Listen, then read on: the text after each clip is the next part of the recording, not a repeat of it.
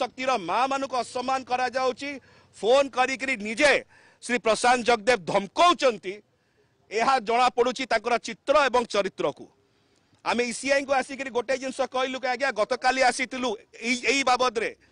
MBK मो माँ मानकर भौणी मानक ए प्रकार भाव में धमक दि जाउची आसिक कहला पर मैं फेरी गला पर सार एते सत्साहस एते तार भितर दम अच्छी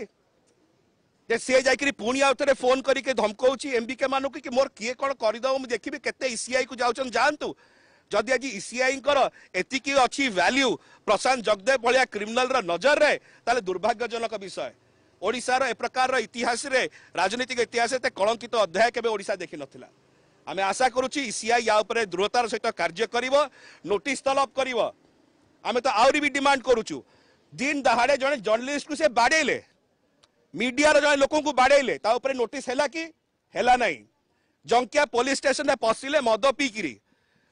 जंकिया आईआईसी को धमकेले कार्यानुष्ठान हैला कि हैला नहीं ताने कौन भारतीय जनता पार्टी रो जे विधायक कैंडिडेट हबो सांसद कैंडिडेट हबो ताका पई अलगा न्याय एवं अन्यन पई अलगा न्याय